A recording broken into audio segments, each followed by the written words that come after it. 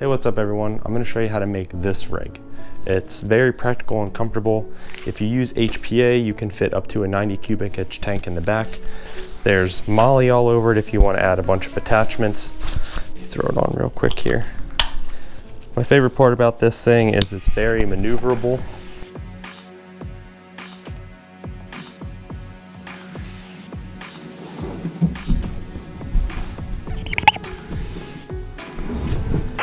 If you put a bunch of attachments on it, it can look something like this. I mean, you can put a pistol holster on it. I have a mag pouch right here, whatever other garbage you want to throw onto it. But let me roll my stupid intro clip and I'll show you how to make it.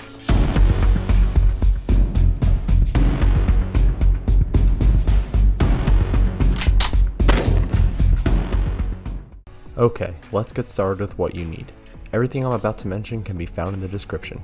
So get a Condor hydration pack, Condor tactical belt, Condor battle belt, 2 carabiners, 2 eyelets with crimping tools, 2 zip ties, and 2 tri-glide slides. Screenshot this list if you wish, and then we can move on. So first, let's get the tricky part out of the way, which is crimping the eyelets. Now an eyelet is a crafting device, I guess you could say, and it allows you to make a hole in fabric without it fraying or tearing into a larger hole. For this airsoft rig, it helps everything fit nicer. Trust me, it's helpful, you'll see later. But you need 2 eyelets and the tools from your kit. They come with instructions just in case I do a terrible job explaining. Anyway, you will first be working with these side flap things on the hydration pack. It's a junction where some straps meet. I did forget to mention you will need something sharp like shears and a hammer. Take a sharp blade and poke a small hole in the center of each of these flaps. The base of your eyelet has to be able to fit through like this. Poke a hole through each flap and make sure these halves of the eyelets fit snug.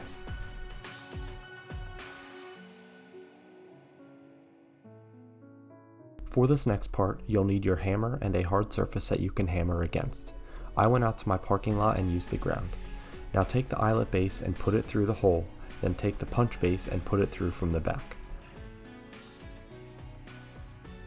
Contort the hydration pack so the punch base is flat against the ground, keeping it through the eyelet through the flap.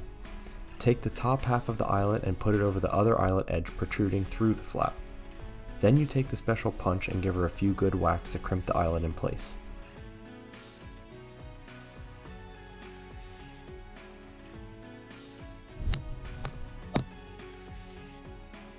They might not come out perfect, and if there are any burrs, fuck it, just hammer it some more to flatten it.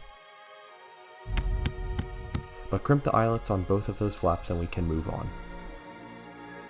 Next, you want to size up your belts. Take the tactical belt and remove any pouches it has, then try it on.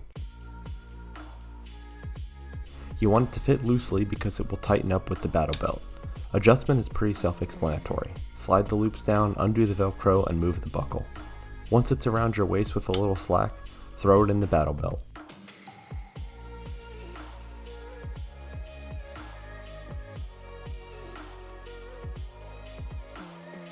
Lift up the molle velcro sections and slide the belt under all the loops.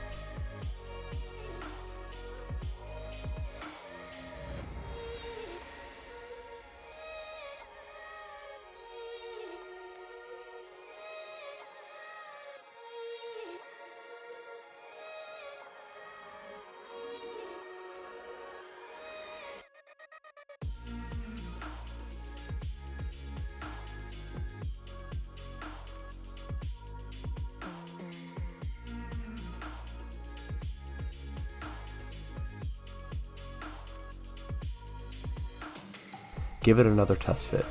Mine was too tight, so I adjusted accordingly.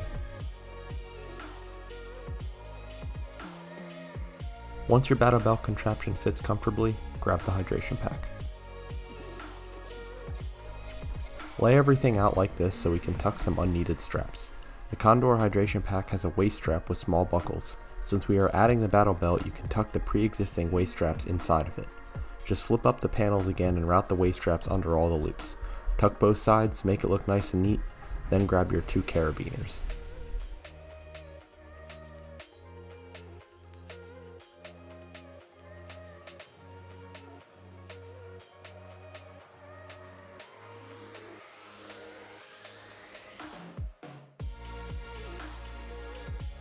pay attention closely for this part.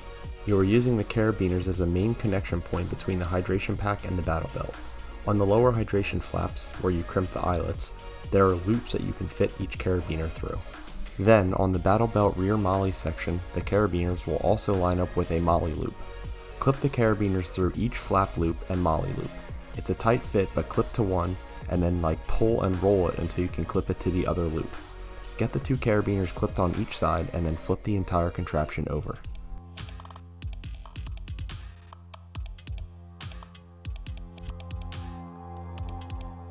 Remember those eyelets you added?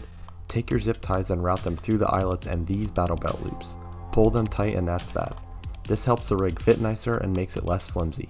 Zip tie both sides to the belt loops and then cut the zip tie tails.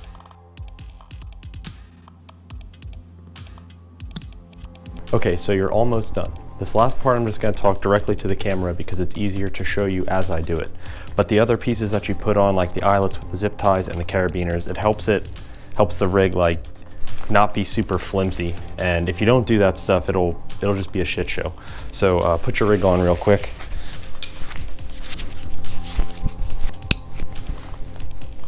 Okay, so you have this slack right here, and you're going to take your two tri-glide slides. That's what they're called. That's how I found them on Amazon. I put a link in the description. So you need to take this slack and hold it like this, and you're going to put the strap through the top hole and then the bottom hole, and then you should be able to slide the tri-glide slide like that. So just do that to both.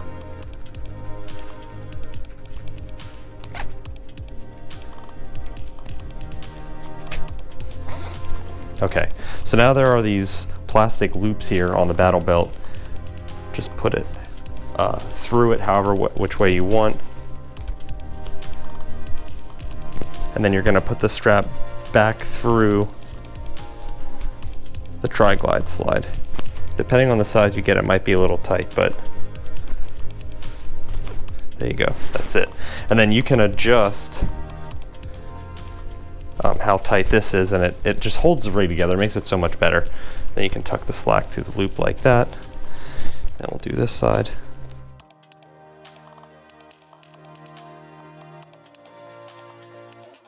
Motherfucker. Alright, once you do the two tri-glide slides, that's it really. I mean, I don't have much else to say about it. You can customize it however you want, but I hope you found this video helpful, and I'll see you next time. Alright, so actually I'm not quite done yet. Like my Tractor Supply hat. Come on. Anyway, I just wanted to mention there's usually that one person out there or a few that say, well, why don't you just get this rig? It's already made. I mean, I'm just showing you the way I made mine. If you find one that's already made and better, I mean, knock yourself out. But I also did have one more trick that I wanted to show you that comes in pretty handy with HPA, so check it out. So if you have an HPA tank bag with zippers, a carabiner can come in handy again. Run the HPA line through the carabiner and then attach the zipper pull tabs like this. The reason I do this is so my bag doesn't unzip itself with my HPA line hanging out while I'm running around.